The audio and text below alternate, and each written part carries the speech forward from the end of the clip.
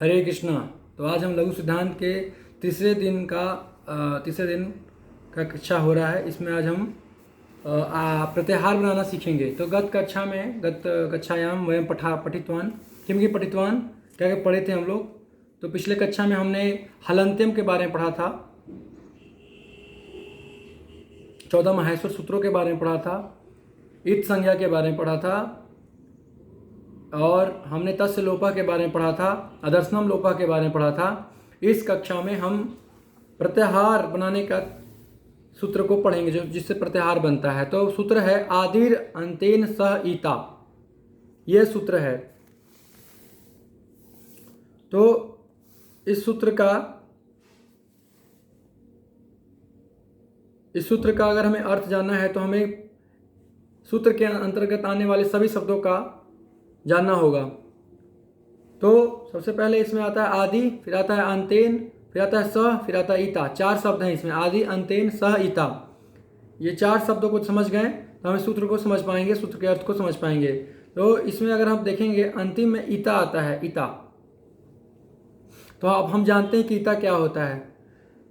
तो जैसे कि हमने पढ़ा था पिछले कक्षाओं में कि ईता जो है वो माहेश्वर सूत्र के अंतिम वर्ण ईता होते हैं, कहलाते हैं ईता। ऐसाम अंत्या ईता, ईता। ईता जो है इत शब्द से ही बना है, ईता। वो बहुवचन में ईता बोलते हैं उसको। तो उसमें हमने पढ़ा था कि प्रत्येक माहेश्वर सूत्र के प्रत्येक अंतिम वर्ण जो है वो क्या होता है, इत होता है। तो इसमें क्या बोल रहा है इस सूत्र में? इस सूत्र में बोल रहा है कि आदि अंतेन, आदि और अंत के साथ आदि अंतेन सह ईता, इत वर्ण है ना।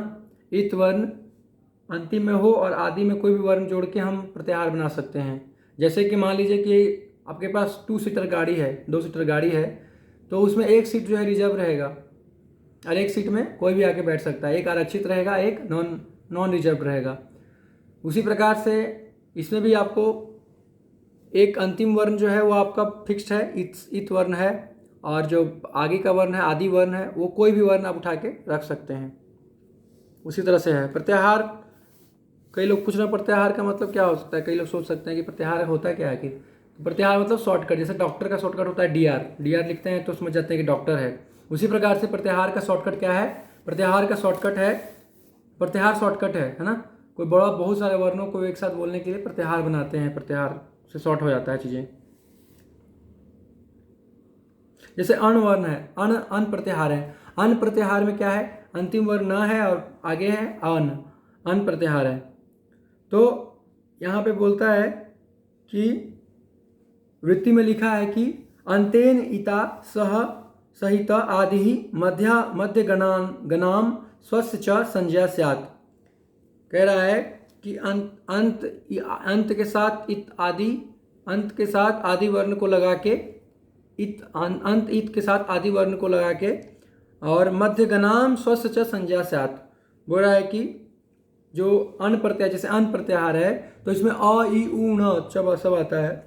तो इसमें न जो है अंतिम वर्ण नहीं गिनते हैं, इत वर्ण को नहीं गिनते हैं। तो बोल रहा है कि ये जो है प्रत्याहार अण प्रत्याहार है। मान लीजिए एग्जाम्पल के लिए कि अण प्रत्याहार है, तो अण प्रत्याहार जो है अ ई उ यहाँ तक गिनती होगा इसका, और यहाँ तक अण प्रत्याहार के अंदर वर्ण आते हैं। 4 वर्ण अ ई उ, बस अ ई उ 3 प्रत्याहार आते हैं, 3 वर्ण आते हैं अ ई उ। तो यही बोल रहा है कि सबका संज्ञा होगा। अण प्रत्याहार के अंदर अ से लेके न के पहले वाले जितने वर्ण हैं उन सब का संज्ञा होगा। सब अण प्रत्याहार में आएंगे, सब अण प्रत्याहार कहे जाएंगे, चाहे अ हो, ई हो, उ हो, सबको अण प्रत्याहार कहेंगे। इसी प्रकार से अच है, अच में भी सारे स्वर आ जाते हैं, आ यू, री री, ए आई, ओ औ, सारे स्वर आ जाते हैं, 9 स्वर आ जाते हैं इसमें। तो अच प्रत्याहार बोलते ही समझ जाएंगे कि सारे स्वर की बात हो रही है यहाँ पे। उसी प्रकार से हल बोलेंगे तो सारे व्यंजन आ जाएंगे, कवर्ग से वर्गीय दोनों व्यंजन आ जाएंगे। जैसे कि यहाँ पे वृत्ति में भी लिखा है, अगर आप लघु सिद्धांत कौमुदी का पुस्तक है आपके पास तो आप उसमें देखेंगे कि वृत्ति में लिखा हुआ है यथा अण इति अ ई उ वर्ण नाम संज्ञा। तो बोल रहा है कि अण जैसे प्रत्याहार है उसके अंदर अ ई उ सबका संज्ञा होगा, सबका नामकरण होगा, सबका एक नाम होगा अण। और कह रहा है वृत्ति में कि एवं अच अल हल इत्यादय एवं अच अल हल इत्यादय प्रत्याहारेषु प्रत्याहारों में अच अल और हल इताम ग्रहणम न यानी कि अच अल और हल ये जितने भी प्रत्याहार हैं इसमें हम लास्ट वाले वर्ण को इत को नहीं गिनेंगे, इत को नहीं लेंगे, अंतिम इत को नहीं गणना करेंगे, नहीं गिनेंगे। जैसे अच है तो अच में लास्ट में च है, च वर्ण को गिनती नहीं करेंगे, इसमें च वर्ण की अच संज्ञा नहीं होगी।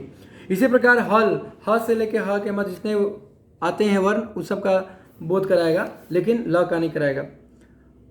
ठीक है, तो इस प्रकार से पाणिनि ने कुल इस प्रत्याहार सूत्र से पाणिनि ने कुल 22 मुख्य प्रत्याहार बनाए हैं।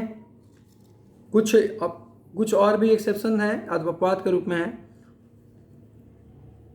इसमें कई प्रत्याहार बना सकते हैं, जैसे कि एक प्रत्याहार है इन प्रत्याहार भी बन सकता है ई उ लेके, लेकिन वो प्रत्याहार पाणिनि ने प्रयोग नहीं किए हैं। मुख्य रूप से 42 प्रत्याहार पाणिनि ने बनाए हैं, पाणिनि जी ने बनाए हैं। उसके बाद आप देखिए प्रत्याहार अगर बनाना है तो आपको माहेश्वर सूत्र याद होना चाहिए, इसलिए 14 माहेश्वर सूत्र जो है व्याकरण के बीज हैं, उसी से व्याकरण उत्पन्न हुआ है। तो अगर 14 माहेश्वर सूत्र आपको नहीं पते हैं तो आप प्रत्याहार नहीं बना सकते हैं।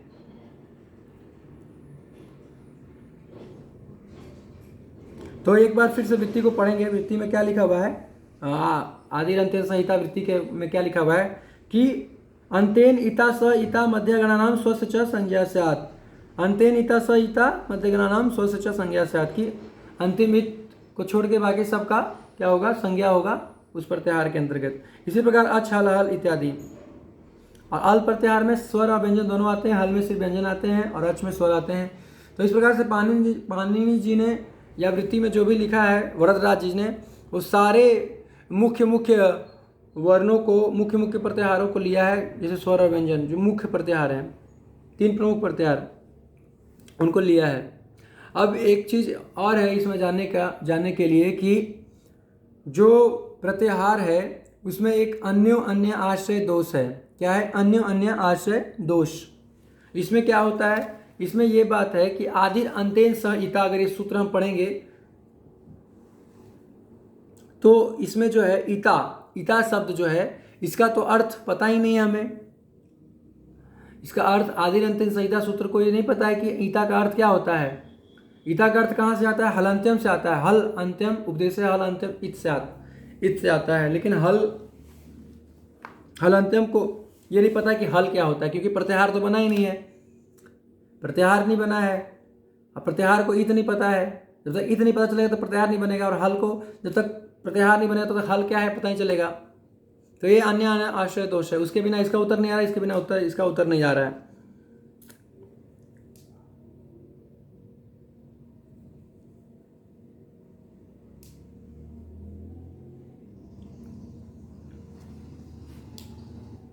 इत करने वाला सूत्र है हलंत्यम, और हलंत्यम का हल का हल क्या है इसको पता ही नहीं है।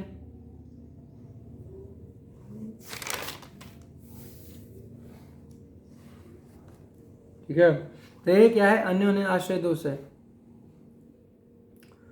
तो इसके समाधान के लिए क्या बताया पाणिनि जी ने, इसको समाधान के लिए एक तो प्रौढ़ मनोरमा पुस्तक है, उसमें बताया गया है कि पाणिनि जी ने बताया है कि हलंत्यम 2 बार मान लेते हैं कि 2 बार हलंत्यम सूत्र है। एक बार जो हलंत्यम सूत्र है उसमें हला अंत्यम हलंत्यम ऐसा होगा, हला अंत्यम हलंत्यम।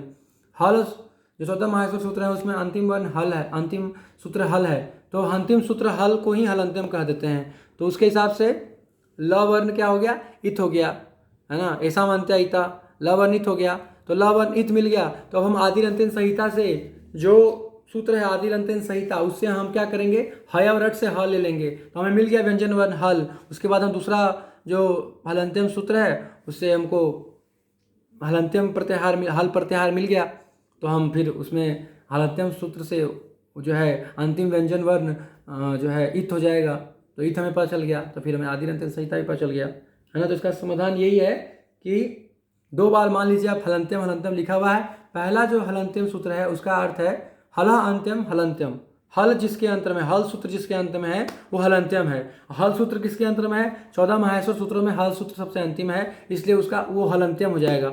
वो हलंत्यम है तो अंतिम वर्ण ईथ हो जाएगा। अंतिम वर्ण ईथ हो जाएगा तो फिर हम ला मिल गया हमको, ला वर्ण ईथ है तो हम हा उठा लेंगे हयवरट से। 14 माहेश्वर सूत्र में हयवरट जो आता है वहाँ से हा उठा लेंगे, वहाँ से हा उठाते हैं तो बाकी सारा व्यंजन वर्ण आ गया हमारे पास। तो बस फिर हम हलंत्यम, दूसरे वाले हलंत्यम से हमें ईथ मिल गया, अंतिम व्यंजन वर्ण ईथ होगा।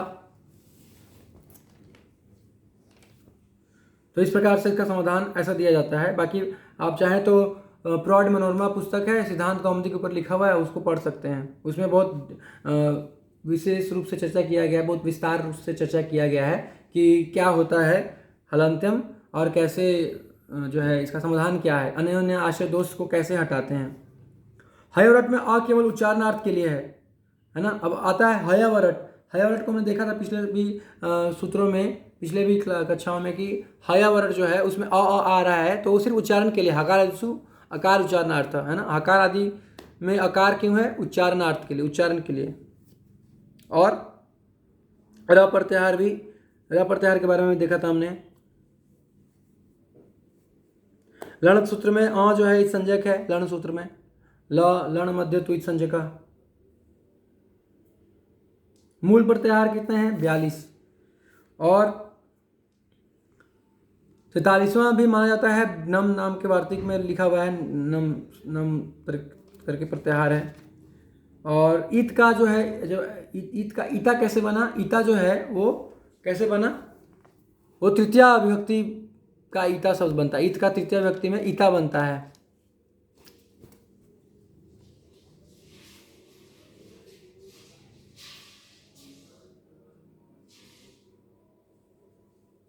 नव व्याकरण में यह परंपरा है कि हलंत्यम सूत्र की 2 बार आवृत्ति हुई है ना। 2 बार आवृत्ति कर लेते हैं, ये तो बता चुका हूं कि 2 बार हलंत्यम को आवृत्ति कर लेते हैं।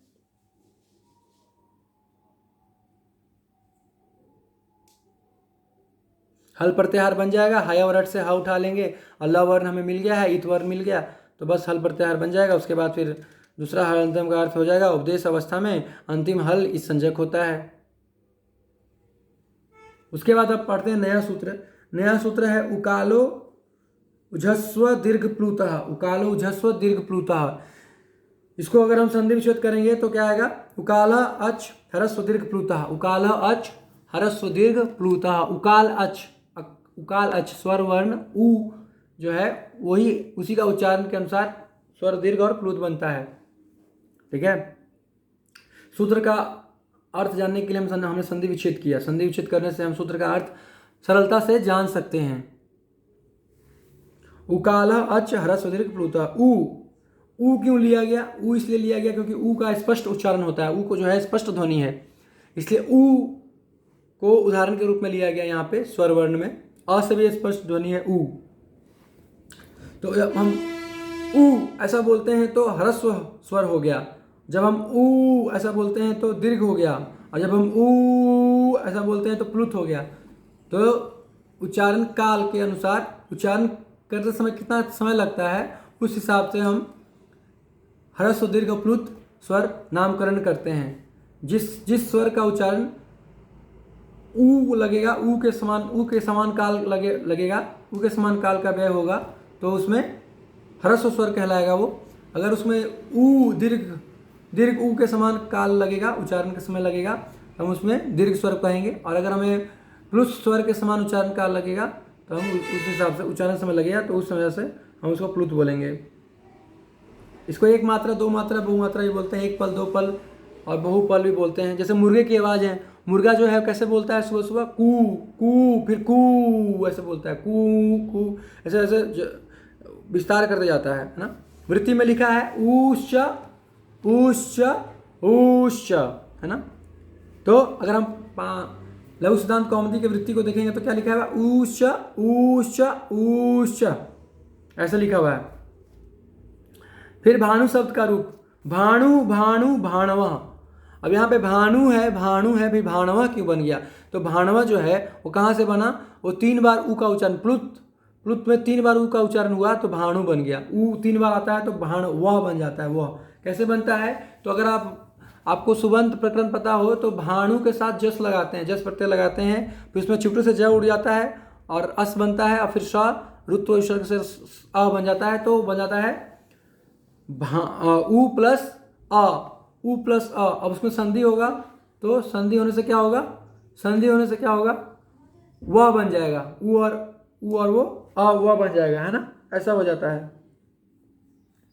3 या 3 से ज्यादा ऊ को वह कहा जाता है। सु और जस 3 वर्णों का एक साथ बहुवचन में प्रयोग होता है। 3 वर्णों का एक साथ बहुवचन में प्रयोग होता है।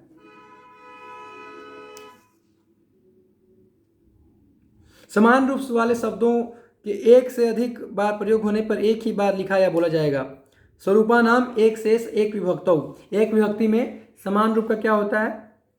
एक से अधिक बार प्रयोग होने पर एक ही बार लिखा या बोला जाएगा, है ना? अगर एक ही बार भानु ऊ बार बोल रहे हैं तो उससे अच्छा एक वर्ण से उसको हम लिख दें वह, बस खत्म। ह्रस्व और दीर्घ प्लू तीनों ऊ को वह कहा जाता है। वह इसी ऊ का षष्ठी बहुवचन में ऊ जमा आम इक्वल टू वाम बन जाता है। उश्च वह, है ना? वो आम वाम बन जाता है।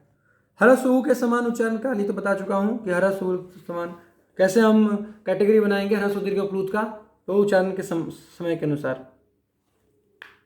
तो स्वर के 3 प्रकार हैं, पता चल गए। काल के आधार पे स्वर के कितने प्रकार होते हैं? 3 प्रकार होते हैं, 3 भेद होते हैं। कौन कौन से? ह्रस्व दीर्घ और प्लूत। उकाल कहा इसलिए क्योंकि प्रकृति से मिलती हुई सबसे स्पष्ट ध्वनि है। ऊ बहुवचन वाला है। ऊ काल, 3 ऊ का काल समय। तीनों उकाल वाला जो अच है वह ह्रस्व दीर्घ प्लूत है। ऊ ना। उसी प्रकार से ए आई ओ औ इनका ह्रस्व क्यों नहीं होता है? इनका दीर्घ नहीं होता है ना? इनका ह्रस्व नहीं होता, क्षमता इनका ह्रस्व नहीं होता है। ए आई ओ औ इनका ह्रस्व नहीं होता, ह्रस्व नहीं होता है। क्यों? क्योंकि ये सब संधि अक्षर हैं। ये सब संधि अक्षर हैं। ए जो है अ और ई से मिलकर बना है। ओ जो है अ ऊ से बना है। ए जो है अ और ए से बना है। और औ जो है और ओ से बना है ना? तो संधि अक्षर में आप कैसे एक बार में बोल सकते हैं? उच्चारण संभव नहीं है एक बार में, आपको 2 बार बोलना पड़ेगा। ए ओ ए दीर्घ हो जाएगा, वो ह्रस्व संभव नहीं है उसका। वृत्ति में वरदराज जी कहते हैं, लघु सिद्धांत का कौमुदी का वृत्ति अगर देखेंगे तो वरदराज जी कहते हैं कि वाम काला, तीनों ऊ का काल वाम काला कहते हैं। वाम सब प्रत्येकम उदात आदि भेदेन। अब आते हैं, अब उसका भी 3 भेद होता है। जो स्वर ह्रस्व स्वर दीर्घ स्वर और प्लुत स्वर हैं उनके भी 3 भेद होते हैं। किस आधार पे? सब प्रत्येकम उदात आदि भेदेन त्रिधा। सब प्रत्येक का उदात आदि से 3 प्रकार के भेद होते हैं, उदात अनुदात और स्वरित। ह्रस्व का उदात अनुदात और स्वरित, प्लुत का उदात अनुदात स्वरित और दीर्घ का उदात अनुदात और स्वरित।